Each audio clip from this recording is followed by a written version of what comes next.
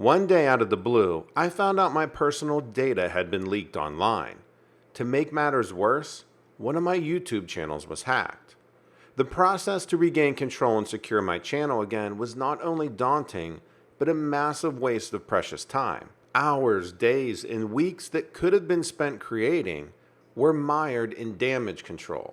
Navigating through the mess, I realized just how exposed and unprotected my online presence was. It wasn't just about losing content or viewers. It was about my personal security being compromised. The ordeal was a wake-up call. What truly would have been helpful to me is Aura, the sponsor of today's video, or it would have alerted me when my personal data had been leaked online. They do this by monitoring the dark web and seeing if any of your info has been leaked, and by monitoring which data brokers are selling your info and submitting opt-out requests on your behalf. With Aura, my data is now secure. This not only helps protect me against future hackers, but it reduces the amount of spam I get. But Aura also does much more. I get real-time fraud alerts, a VPN, a password manager, identity theft insurance, and more. I now navigate the internet with confidence, knowing Aura is always on and protecting me. So take control of your online security by visiting aura.com/DonovanDread. That's aura.com/DonovanDread to start your 2-week free trial. For me, it's not just about protecting my channels, it's about safeguarding my entire online identity. It was a warm evening in early June, and I was out driving on some back roads in rural West Virginia. I had grown up in the area, but since moved to another part of the state. I was visiting family in the area and decided to take the long way home through the countryside for nostalgia. As I was driving along a wooded stretch, something caught my eye up ahead on the side of the road. At first, I thought maybe it was a bear, but as I got closer, I realized that I was totally wrong. It was hunched over and kind of lumbering across the road. It had to be at least 7 feet tall, maybe even 8 feet. I slowed down as I passed it, trying to get a better look. That's when it turned and looked right at me. Our eyes met, and in that moment, I was filled with a deep sense of fear and unease, like nothing I'd ever felt before. Those eyes seemed intelligent and aware in a very unsettling way. As it turned to face me, I was able to get a closer look at this massive hair-covered beast. Its body was clearly bipedal like a human, but its proportions were all wrong. Its arms were freakishly long, with thick muscular forearms and large hands that seemed to have elongated fingers or claws. The hind legs were also heavily muscled, like a bodybuilder's, but the upper body seemed a bit slenderer compared to those powerful limbs. The hair covering its body was a shaggy dark brown, almost blackish color. It was matted in some areas, as if this thing didn't really groom itself. Underneath the hair, I could make out a suggestion of tan or grayish skin tones across its face, and other hairless areas like the hands and feet. Speaking of the feet, they looked basically human-shaped, but for the curved toes and thick nails that resembled claws more than toenails. Those feet were easily 18 inches long. Its face is what really stuck with me, though. At first glance, it seemed ape-like with its protruding brow ridge, deep-set eyes, and flattened muzzle area with visible nostrils. But those eyes had an intelligence, a keen awareness behind them that made this creature seem almost human-like in a strange way. Definitely not the blank stare you'd expect from a wild animal. When it opened its mouth to make that guttural roaring sound, I could see it had large teeth, like dull fangs all the way around. Its jaw seemed to underbite slightly too. The whole time I was watching it cross the road, its movement seemed somewhat awkward and shambling, but also surprisingly quick for its massive size. It clearly wasn't something that walked upright very naturally. I know it might sound crazy, but I could have sworn its body gave off this faint musk. Some kind of damp, woodsy odor that I couldn't quite place, like it had been living in the deep woods. After breathing in that pungent scent, I felt an uncontrollable urge to get away from that thing as fast as possible. I mashed the gas pedal down, and my truck shot forward with a squeal of the tires. In my side mirror, I could see the creature turning its massive head to watch me speed away down the road. My hands were shaking on the steering wheel as I drove away from that, whatever it was. I couldn't get out of there fast enough. The deeper I drove into more populated areas, the more my panic started to subside. But I kept looking anxiously in the rearview mirror, half expecting to see that thing behind me. When I finally made it back to my parents' place, I was still an anxious, sweaty mess. I didn't dare tell them what I'd seen. They would have thought I was nuts or just making up stories. So I kept the truth to myself and just told them that someone had almost driven me off the road, since I needed to explain the way I was shaking. Over the following days, I found myself researching to understand what I witnessed. The Waite Jenkins stories from West Virginia bore some similarities, but even those didn't perfectly match the scale and gut-churningly unnatural appearance of the thing I saw. Part of me didn't want to know what it was. Putting a name to it would make it feel too real in a way. As long as it remained unidentified, I could try to convince myself it was just my mind playing tricks, even though I knew better. I thought about going back to look for footprints, fur samples, any kind of evidence, but the idea of coming face to face with that beast again was almost more than I could bear. I was too rattled, too shaken to my core. So I just tried to move on, telling myself it was an isolated encounter, nothing more than a once-in-a-lifetime bizarre sighting. But I'll never be able to shake the feeling I had that day. I played every detail from that sighting over and over in my head, and I'm still at a total loss to explain what I saw out there. It just didn't resemble any known creature that's supposed to exist in this area, or anywhere really. Whatever it was something unnatural, at least as far as I could tell. So my name is Mark, and I'd like to share an encounter with you that is something that I can't explain rationally. It happened last summer when I was hiking in the woods near Raleigh, North Carolina. I had gone off the main trail to explore a bit, which I know wasn't the smartest idea, but I wanted to get deeper into the forest. After walking for maybe 20 minutes, I came across this clearing. The trees opened up, and there was a patch of tall grass in the middle. As I stepped into the clearing, I noticed something odd in the grass. It looked like a pair of eyes peering out at me. I sort of circled the area for a bit, trying to get a better look, and I eventually froze when I saw it, trying to make sense of what I was seeing. That's when, whatever it was, stood up out of the grass. It had to be at least 7 feet tall, maybe even taller.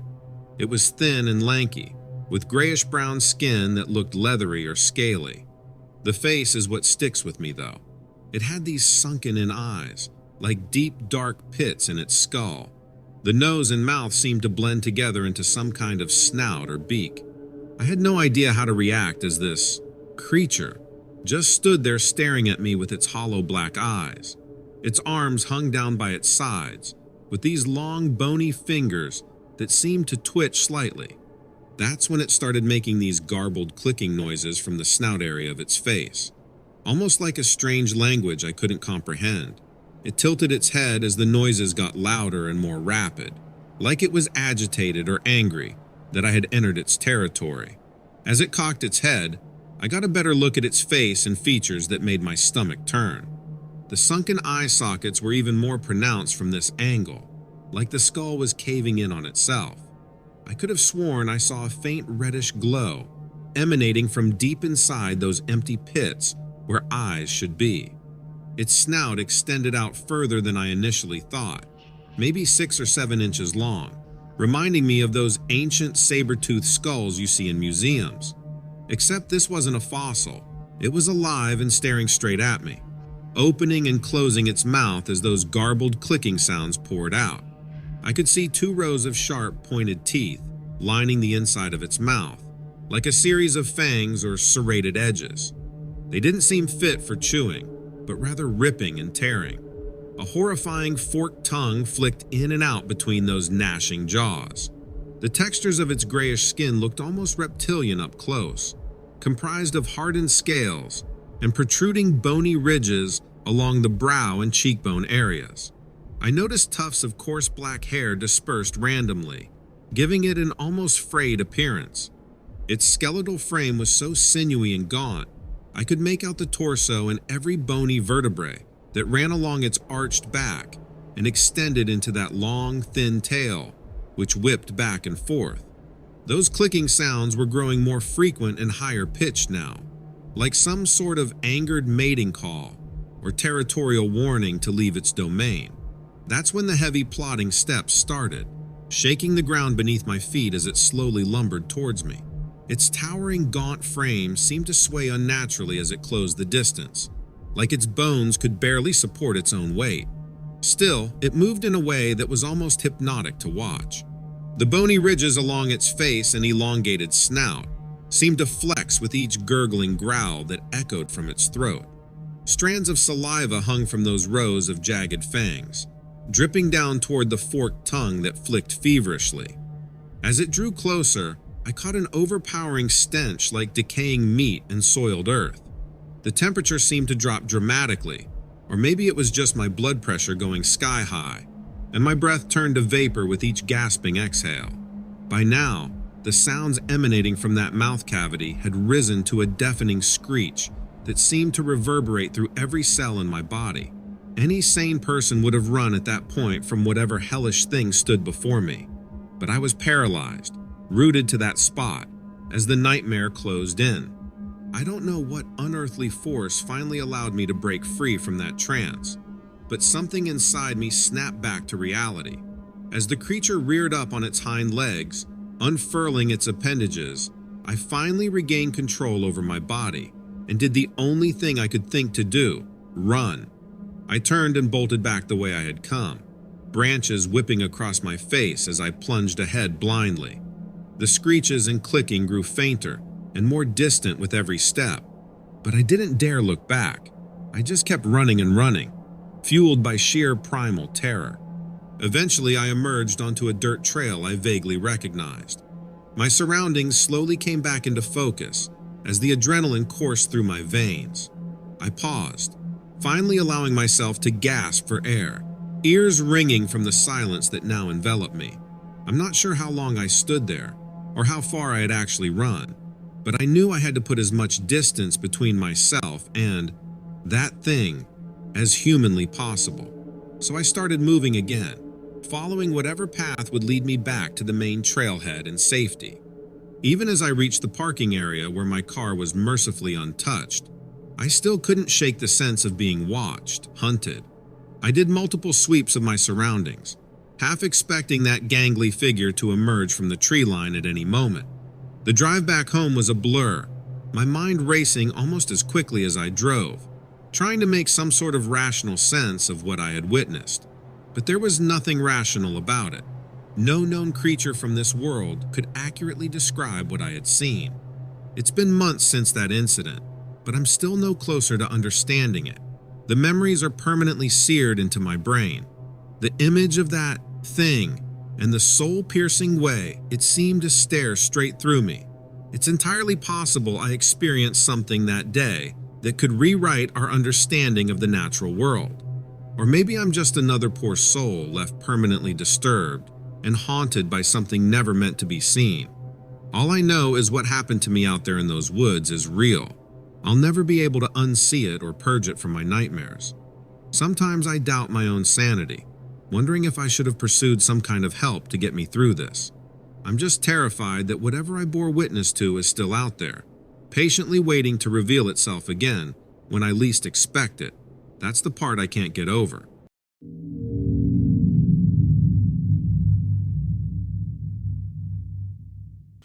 I had just gotten off the night shift at the steel mill where I worked. It was around 3 a.m., and I was driving home on rural roads outside of Youngstown, Ohio. I didn't live too far from the mill, maybe a 20-minute drive, but the route took me through some pretty desolate areas with dense woods on both sides of the road. As I was driving down one particularly dark stretch, something in the trees caught my eye. At first, I thought it might be a deer, but as I got closer, I could make out a tall humanoid figure, standing perfectly still among the trees, watching me. My heart started pounding as I realized this was no person. It stood at least 7 or 8 feet tall and seemed to have an unnaturally thin, almost skeletal build. I slowed down to get a better look, and that's when it started moving towards the road. It moved in an unsettling way, with jerky, almost spasmodic motions. As it reached the tree line, the headlights illuminated it fully, and I was able to make out more disturbing details. Its limbs were grotesquely elongated, the joints looking almost double-jointed or dislocated. The head was disproportionately large for the body, with 2 small indentations where eyes should have been. At this point, I was in full-blown panic mode. I slammed my foot down on the accelerator, desperate to get away from this nightmarish apparition. As I sped off down the road, I kept glancing in the rearview mirror, terrified it might give chase. That's when I saw it step out onto the road behind me and just stand there, unmoving. As I drove away, I kept thinking about the look on its face. That look will be burned into my mind forever. Those empty, hollow eyes seemed to bore straight through me. I made it home in record time, my heart still racing from the encounter. My wife immediately knew something was off when she saw how shaken up I was. I tried to explain what I had seen, but the words could barely leave my mouth. She didn't understand. How could she? I could hardly believe it myself. I didn't get a wink of sleep that night, lying awake replaying the nightmarish vision over and over. The next day, I had to go back. I know it sounds crazy, but I needed to see if there was any evidence, any proof that what I witnessed was real. I drove back out to that same desolate stretch of road, trying to mentally prepare myself for what I might find. As I pulled over and got out of the car, the midday silence and stillness of the woods was eerie.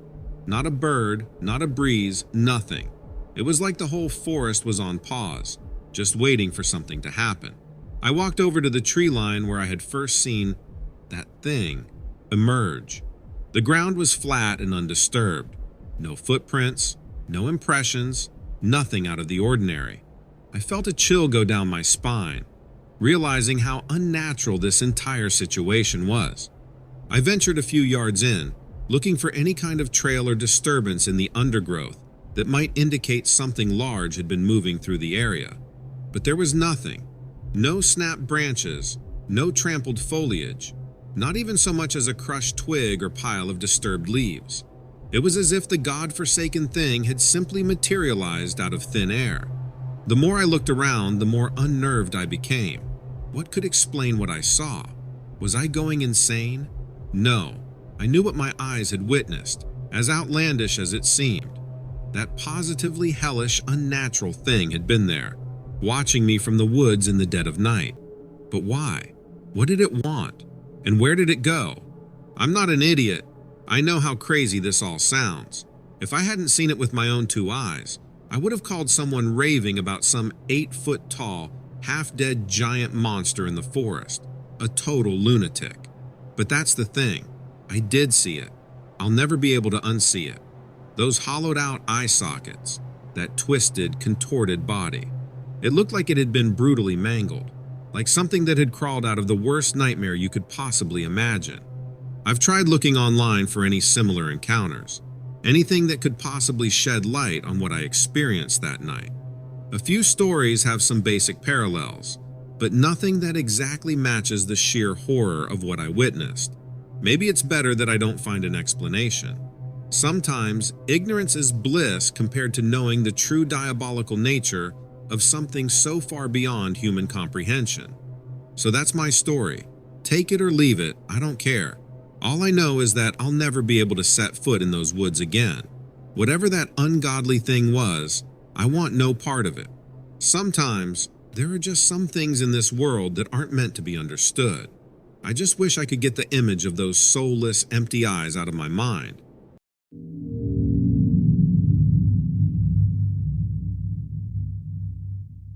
I'm just a regular guy. I've never been one for telling crazy stories or chasing after Bigfoot myths and UFO sightings. But after what happened to me that night in August 2021, I can't really avoid the topic anymore. You see, I was born and raised in the Denver area, so I've spent plenty of time in the Rocky Mountains growing up. Hiking, camping, skiing, all that outdoorsy stuff. Never had any unnatural or unexplained experiences, though. At least not until that fateful night, driving back from my buddy's place near Aspen. That night, it was around 11 p.m., and I was driving home alone from a friend's cabin in the mountains near Aspen, Colorado. The road was dark and winding, with thick pine forests lining both sides. As I rounded a sharp turn, my headlights illuminated something massive standing upright. It was smack dab in the middle of the road, about 100 feet ahead. At first, I thought maybe it was a bear, but as I got closer, I could clearly make out a tall, humanoid figure. It towered at least 7 or 8 feet tall. The creature had a tremendously bulky frame, covered head to toe in shaggy dark fur that looked coarse and dirty.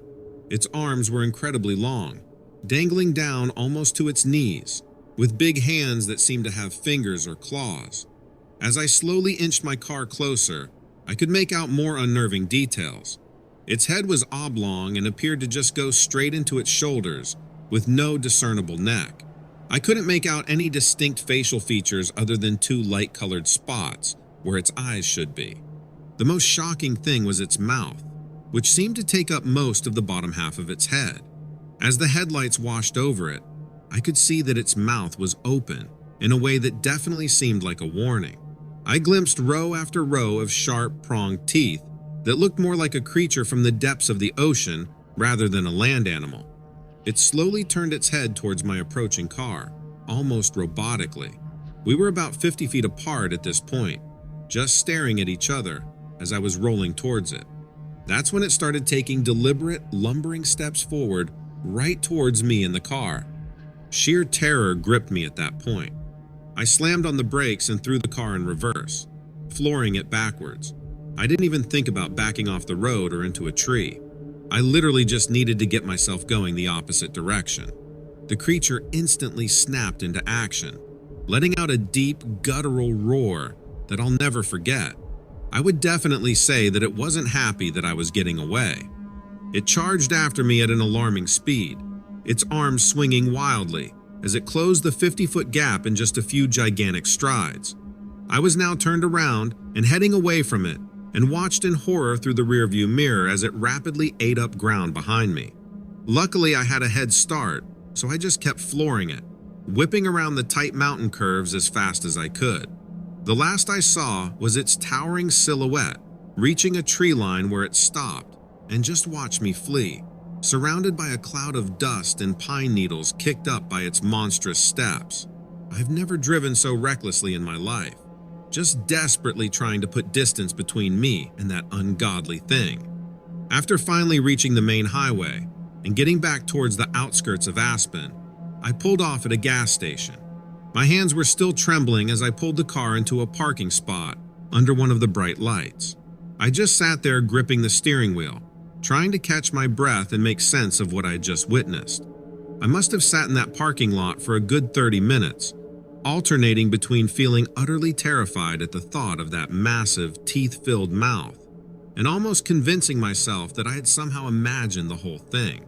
But the vivid mental image of its towering, hairy frame taking those long strides towards my car kept replaying over and over. Eventually, the shakes subsided a bit, and my racing heart slowed down.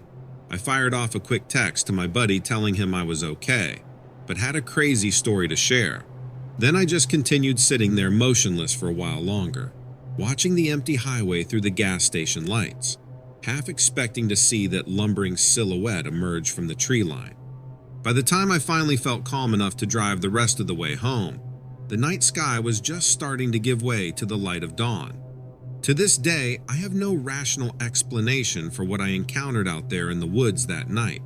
Maybe it was a bizarre genetic experiment gone wrong, or some undiscovered prehistoric beast come back to life. Whatever it was, I'm just grateful I didn't stick around long enough to find out firsthand. The image of its enormous frame and those rows of teeth is forever seared into my brain, though.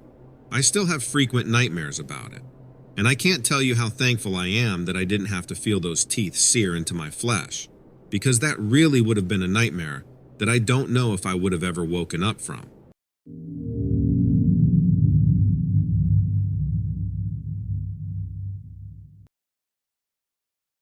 Alright, I can't believe I'm sharing this, but here's my account of a bizarre encounter I had in Michigan.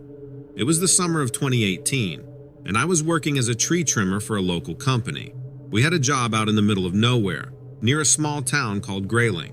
It was around 2 p.m. on a hot July afternoon. We'd already been working for several hours, clearing branches and brush from the power lines that ran through that area. I was up in one of the bucket trucks doing some trimming when I heard a loud crashing sound coming from the tree line, maybe 50 yards away. It was so loud and abrupt that it immediately caught my attention. At first, I thought maybe it was a bear or some other large animal moving through the forest. But then I heard something that made my blood run cold. It sounded like heavy footsteps, almost like a person walking, but too loud and forceful to be human. I stopped what I was doing and just listened. The footsteps kept getting closer, crashing through the underbrush. Then, I saw movement through the trees. Something massive was emerging from the forest. I couldn't make out details at first, but as it got closer, I realized I was looking at a creature that was at least 7 feet tall, maybe taller, covered in shaggy fur, and built like a bodybuilder. It walked upright like a human, but its movements were stilted and inhuman. Its arms were long and muscular, hanging almost to its knees, and its face, I'll never forget that face. It looked somewhat human-like, but incredibly mangled and deformed, with bony ridges over the brows and elongated jaws filled with teeth. When this thing lumbered out into the clearing where we were working, I lost it. I started screaming at the top of my lungs, warning the other guys and telling them to get the hell out of there. The creature noticed me up in the bucket truck and turned its gaze towards me. I could have sworn it made eye contact. Those eyes looked intelligent, calculating. It opened its mouth and let out a roar that I could feel in my bones. That's when I saw its teeth, long, razor-sharp fangs that seemed to fill its entire mouth. At this point, the other workers had seen what I was screaming about, and all hell broke loose. Guys were scrambling for their trucks. Engines were firing up. Tires were squealing as they peeled out. I looked down from the bucket, and the creature was now charging towards me, crashing through piles of fallen logs like they were nothing. I didn't know what to do other than brace myself as this massive, furry beast barreled towards my position. I braced myself as the massive creature charged straight at the bucket truck I was trapped in. It covered the distance in just a few powerful strides, each one shaking the ground beneath my feet. When it reached the truck, it reared up on its hind legs, easily towering over the bucket. Its movement was shockingly fast for something so large. One moment it was charging. The next, it had planted itself directly in front of me, balanced on its legs like a bear. Up close, its features were even more grotesque and unnatural. The deformed, animalistic face was a twisted mass of bony ridges, exposed muscle and drooling fangs. The snout protruded outwards into a gnashing maw that could have easily bitten a man in half. Those dead, soulless eyes bored into me as it stretched its body upwards, bringing its horrid face level with the bucket. Rancid breath, hot and moist, washed over me in waves. I was paralyzed, gripping the controls of the bucket in sheer terror. My heart pounded so hard I could feel it in my throat. This creature, this thing, had me solidly in its sights. I had nowhere to run or hide. It opened that grotesque mouth, tendons straining against its powerful jaws, and I prepared for the end. But instead of attacking, it let out a deep, guttural roar that rattled my teeth and seemed to vibrate the very air around us. Having issued its chilling warning, the creature dropped back to all fours and turned away from the truck. With a few powerful bounds, it disappeared into the forest as quickly as it had arrived, smashing through the underbrush.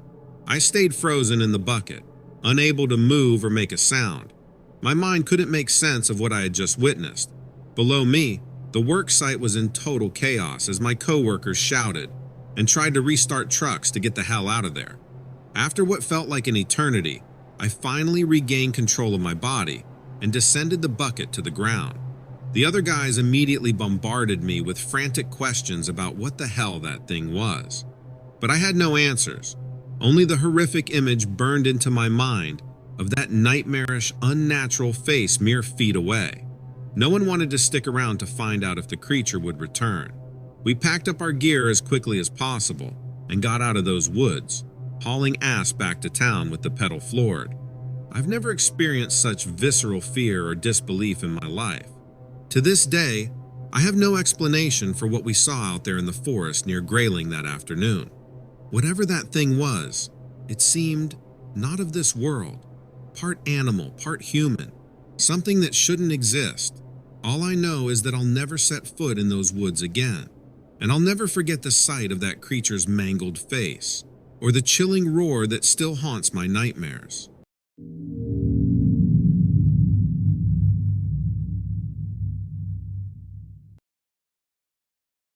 I've been an avid hiker and camper all my life, seeking out the most remote trails and wilderness areas. I've had some crazy encounters with wildlife over the years. Black bears, coyotes, even a mountain lion once. But nothing, absolutely nothing, could have prepared me for what I experienced during that fateful trip to the Georgia mountains in 2015. I was hiking alone in the North Georgia mountains back in July of 2015. Specifically, I was on a trail in the Chattahoochee National Forest, not too far from the town of Eight. It was getting close to dusk, but I still had a little daylight left and wanted to cover some more ground before setting up camp for the night.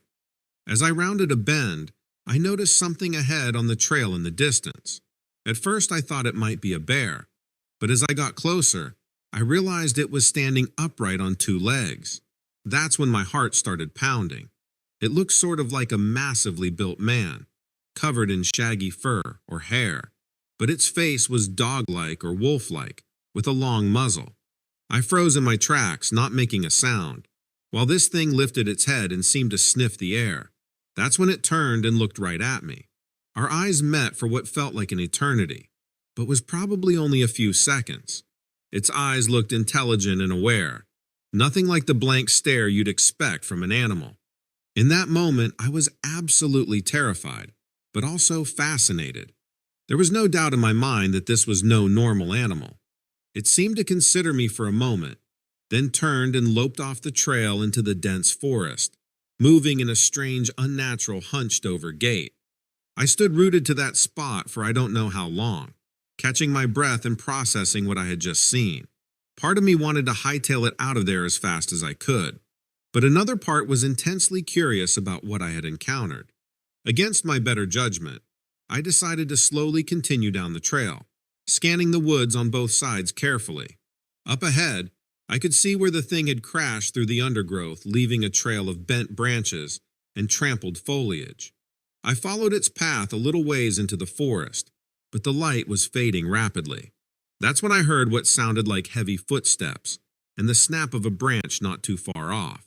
I stood still, straining my eyes but unable to see anything solid in the dimness. At that point, I knew continuing blindly into the pitch-black woods alone would be incredibly foolish. Heart pounding, I made my way back to the trail and quickly set up my camp for the night, keeping my hiking knife close at hand. I secured my little camp as best I could, frequently scanning the darkening forest around me. Once my small fire was going, I forced down some food, though my appetite was non-existent after the bizarre encounter. As night fell, every little sound, a cracking branch, rustling leaves, or an animal call in the distance, had me starting violently. I replayed the image of that dog-like, upright creature over and over in my mind. What the hell was it? Some sort of bizarre woodland beast that shouldn't exist? Eventually, I settled into my tent, gripping my knife tightly, my ears straining for any unfamiliar noises. At first, the normal night sounds of small critters and insects lulled me into an unease-filled slumber. But sometime later, I was abruptly awoken by a heavy thudding sound outside the tent. My eyes flew open and I held my breath, listening intently. There it was again, a series of dull thuds, like massive footsteps slowly circling my camp. Between the thuds, I could make out the low, huffing grunts of something breathing. Fear gripped me as I realized the creature, or one like it, was out there, just on the other side of the thin tent fabric. I could envision it leaning down, sniffing the air currents wafting out, trying to figure out what was inside. For what felt like an eternity, I remained motionless, forcing myself to breathe shallowly through my nose. The footsteps continued their slow, methodical circuit around the tent. At one point, I heard a low growl that sent shivers down my spine. Just when I thought I couldn't stand it any longer, the noises abruptly stopped. Silence except for the pounding of blood in my ears. After an interminable wait with no other sounds, I finally felt safe enough to drift off into an uneasy slumber once more. When morning light filtered through the tent, I quickly broke camp, stopping only to examine the area around my site. Sure enough, I found a series of deep impressions in the soft earth, huge, distinctly bipedal footprints, unlike anything human. As I followed the trail of massive bipedal footprints, they seemed to weave aimlessly around my campsite at first, before heading off into the forest. The prints were deeply sunken into the soft earth, with what looked like claw marks at the end of each elongated impression. My hands shook slightly as I traced the trail, my mind racing. This was clear physical evidence that something big and heavy, walking on 2 feet, had been near my tent. Combined with the sounds I awoke to in the night, there was no denying I had had an encounter with what? A Bigfoot? A werewolf? I didn't even know what to call this thing. As the tracks eventually disappeared into the denser underbrush, I knew I shouldn't pursue them further alone. Who knows what could be lurking out there? Part of me burned with curiosity to find the creature, to get video or photographic proof. But the wiser part of my mind knew that could be incredibly dangerous. I returned to the trail, checking behind me frequently as I hiked the remaining miles back to my truck. The entire time, I couldn't shake the uneasy feeling of being watched from the dense forest. When I finally made it back home a few days later, I couldn't stop thinking about that thing's eyes looking right into mine, with apparent intelligence. I pulled up some illustrations of Bigfoot-type creatures online, and its face seemed most similar to the dogman or dogmen that had been reported from that region before. Whether it was some real, undiscovered beast, an insanely realistic campsite visitor, or something else, I'll never forget that encounter as long as I live. And you can bet I've got my trail cam, binoculars, and a much bigger knife ready for my next trip into those Georgia woods. I need to know what I saw out there once and for all.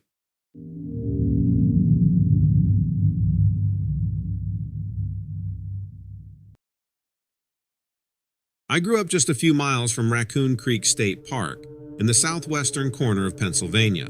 The woods and hiking trails around there were pretty much my backyard as a kid. I knew every inch of them like the back of my hand, or at least I thought I did, until that one night during the summer before my senior year of high school.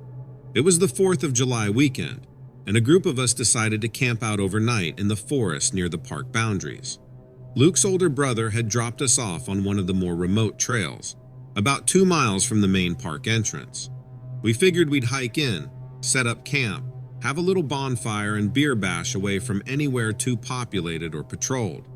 Things started out totally normal as we trekked along the dirt trail, joking around and busting each other's chops like idiot teenagers do.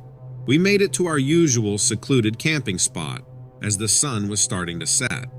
A nice flat, heavily wooded area near a creek bed.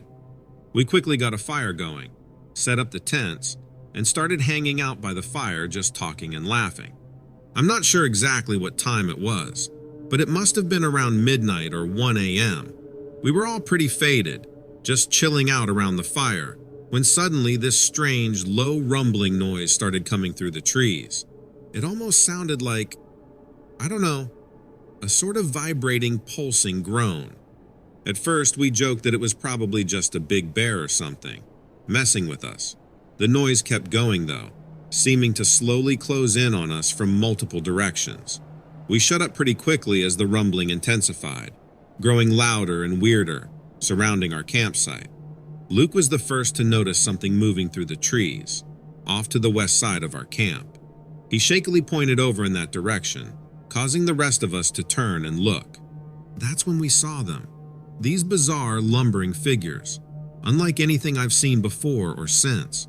Crouched on 2 legs but clearly not human. standing around 6 or 7 feet tall. Their bodies looked almost leathery, with a rigid spine covered in teeth-like quills running down their arched backs. As they stepped with a rocking motion into the glow of our firelight, I could see their elongated dog-like faces, filled with rows of jagged fangs protruding out. They had these sunken pits where eyes should be, but there were no eyes, just hollow blackness staring blankly. We all just sat there, jaws dropped, watching in stunned silence as 4, maybe 5 of these nightmarish hunchbacked beasts surrounded our camp, that same unsettling rumbling pulsating from their bodies with every movement. I don't know how long we stayed like that, too scared and baked to move or speak. It could have been 10 seconds or 10 minutes, but then one of the creatures suddenly cocked its head and let out this deafening screeching roar, breaking the tension. The others soon joined in, unleashing their own horrific roars and screeches. They started moving with purpose now, their steps increasing in speed as they closed in on our campsite from all sides. A couple of them raised their elongated arms, those rigid quill-covered spines arching as they opened their clawed hands, ready to strike. One of the beasts nearest to us suddenly broke into a clumsy but startlingly fast charge right at Luke, who was sitting frozen and unable to move. Its mouthful of dagger-like teeth gnashed as another ear-piercing screech burst out. Luke finally snapped out of his daze, just in time to narrowly roll out of the way as the creature swiped at him, its claws leaving deep gouges in the dirt where he'd been sitting. That's when the rest of us realized these things were clearly hostile and intended to rip us apart. With the creatures rapidly surrounding us, snarling and snapping those powerful jaws, we knew we had to move, and fast. Zach grabbed a flaming branch from the fire and waved it at the creatures as he turned in a circle, trying to push back each and every one of them. He briefly scattered them away from us as Jake and I yanked Luke to his feet. At that, we all snapped to action and just went scrambling, grabbing whatever we could and bolting in a blind panic down the trail back towards the park entrance, not daring to look back at the things behind us. I've never ran so hard and so scared in my life, jumping logs, tearing through branches, that roar ringing in my ears. We eventually made it back to the park entrance lot, collapsing by Luke's brother's truck, gasping for air. In our desperation, we had left all our camping gear, phones, everything back at the campsite. We didn't care, we just wanted to get the hell out of those woods as quickly as possible. I have no rational explanation for what those creatures were that we encountered that night. In the 20 years since, I've read up on all sorts of cryptid legends and bizarre occurrences, but nothing quite fits what we saw. All I know is those lightless pits where eyes should have been, those groaning, rocking stances, those razor fangs. Those images are seared into my mind forever. I'll never set foot in those woods near Raccoon Creek again. Whatever's lurking out there is better off left alone and undisturbed.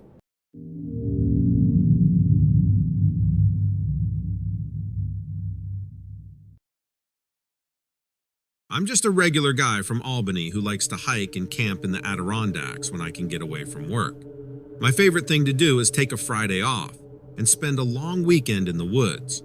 Last summer in early August, I took a 3-day weekend and drove up to the Moose River Plains area to do some backpacking for a few days. The first 2 days were totally normal. Beautiful weather, nice trails, saw some deer and other typical wildlife. On the third day, Sunday, I had planned a longer hike of around 15 miles through a more isolated area. I got an early start around 6 a.m. while it was still cool and hoped to be done in the early afternoon. Around 10 a.m., I stopped to have a quick snack and refill my water from a stream. That's when I first noticed something didn't seem right. It was dead quiet, like absolutely no sound at all. No birds, no breeze, nothing. I looked around but didn't see anything out of the ordinary at first. Decided to push on rather than dwell on it. After another half mile or so, I began picking up these sounds. Hard to fully describe them, but it was like a combination of a high-pitched whining mixed with a deep guttural groaning. Just really bizarre and unsettling. At this point, I'm starting to get a bad feeling about the whole situation. The sounds seemed to be coming from multiple directions, encircling me as I moved. I'm looking everywhere, but still not seeing anything. Then I caught some movement ahead of me, but had to squint to put it into focus. A dull brownish blur moving erratically through the trees, maybe 100 yards away. When it emerged from the brush, I just froze. This thing was like no animal I've ever seen, maybe 6 to 7 feet tall. The skin was really weird if it was even skin. It seemed leathery and hairless. The head was too big for the body, and the mouth just hung open, uselessly. It took me a minute to process what I was even looking at. That's when I realized there was another one of these creatures closing in from a different direction. They were making those whining and groaning noises and seemed to be communicating with each other somehow. I've honestly never been so totally creeped out and scared in my life. I started backing away slowly, trying not to make any sudden movements. One of them shifted position, and I took advantage of that pause in their concentration and took off. I got myself far enough away that I felt safe and set up camp there. That night I tossed and turned, replaying the bizarre encounter over and over in my head. Their sounds, their movements, the way they seemed to be coordinating movements without even talking or communication. Just plain bizarre and, to be honest, unbelievable. The next morning I weighed my options. Part of me just wanted to get the hell out of those woods and not look back. But I'm also the kind of guy who has to get to the bottom of something. I decided I'd try to retrace my steps part way and see if I could find any evidence of those creatures. See if it all had really happened. I headed back early while the temperature was still cool. Kept my eyes peeled for any traces. Footprints, disturbed vegetation, droppings, you name it. The further I went, the more my feeling of dread grew.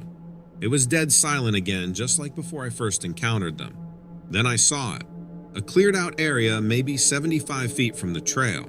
Looked almost like a camp or nest. Tons of trampled foliage and patches of this thick, syrupy slime covering the ground.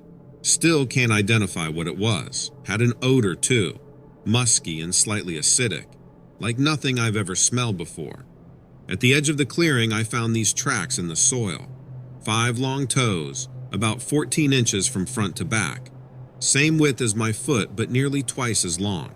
Pressed deep into the ground as if they were hauling some serious weight. I snapped some pictures just to prove I wasn't making this up. That's when I heard the whining and groaning again. It sounded close by but muffled, like it was coming through dense foliage. Upon hearing that, I instantly had a change of heart and knew that I didn't want to see those things again. This was too close for comfort, and so I decided to quit while I was ahead and get out of there before stumbling into them again. I headed straight back to my car and made it home in one piece, and still can't really wrap my head around what those things were or where they could have come from, whether it was some kind of weird, undiscovered primate or something else. I've got no clue.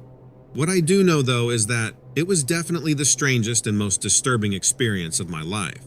Maybe I'll go public with this story one day, as in tell the news or police or something, and see if anyone has any insights. Until then, I'm staying out of those woods for sure.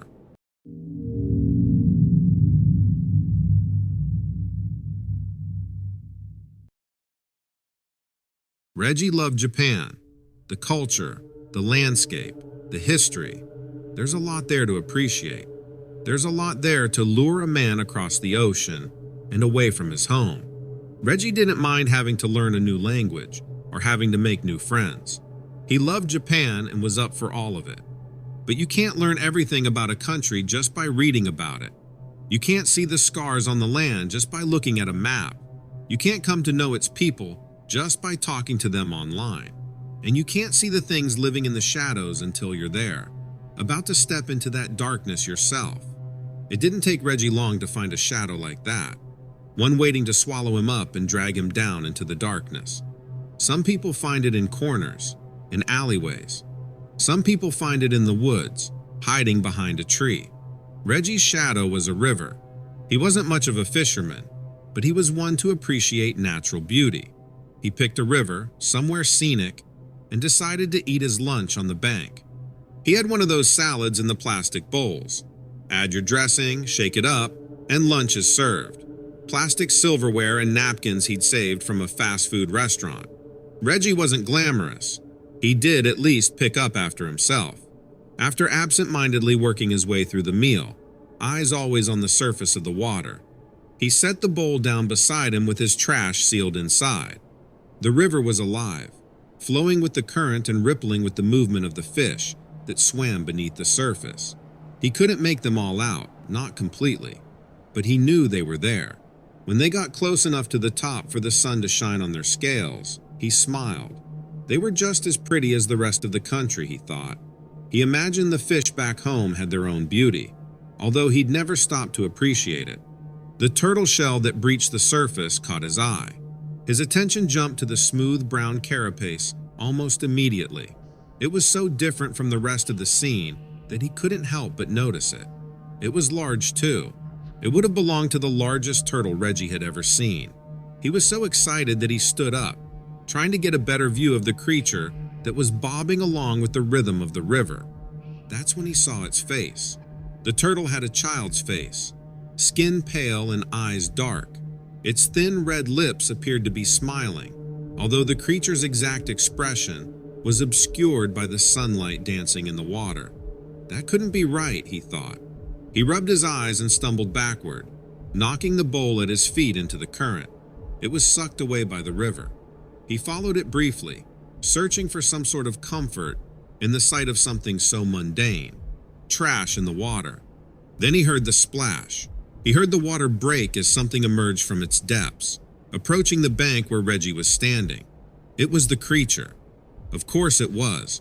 Rising on 2 feet, clawed fingertips now just scratching the top of the water. Those fingers were webbed. Its skin was scaled and shiny, slimier than the fish, Reggie thought. Its skin had looked pale in the water, but now, without the river to obscure its true form, he could tell that its body was a sickly green. He hadn't mistaken its face, however. It was something like a child staring at him then. Its smiling lips had parted to reveal sharp little teeth inside. Teeth meant for piercing and tearing, he knew, for ripping things apart. It blinked and tilted its head, somewhere between curious and cautious. Reggie hoped the caution meant fear. He hoped it meant the thing wouldn't attack him. It was short, thankfully, no higher than Reggie's stomach. That meant its limbs were shorter. That meant he could outrun it, he thought, or he could try. The turtle shell on its back made him think it would be slow, but he hadn't even seen the creature emerge from the water.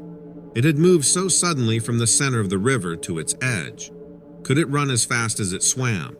Would it try to pursue him? Not that Reggie was prepared to run, of course. He was practically frozen in place. When he tried to take a wary step in the opposite direction, the mud sucked loudly on his shoes. It made him stumble, although he managed not to fall. Running wouldn't work. Thankfully, the monster, whatever it was also standing still. It looked away from Reggie for only a moment, watching his litter disappear around the next bend of the river. When it looked back at him, Reggie was in tears. We've said it already, right? Japan is a beautiful place. That must be true, even of its moments, because for one reason or another, the beast retreated back into the water. It left Reggie there, babbling and sobbing, apologizing, and asking to be let go. And I know in the grand scheme of things, in comparison to other encounters, maybe Reggie's wasn't so bad. He was spared after all. But Reggie loved Japan. And I tell you now, he left that country the moment he could. He left that place and never looked back. Never set foot near a river either. Sometimes, I guess, the things in the shadows take you away. But sometimes they let you go. Sometimes a glimpse at the thing living in the darkness is enough to keep you away from it. Sometimes it's enough to keep others from looking for themselves.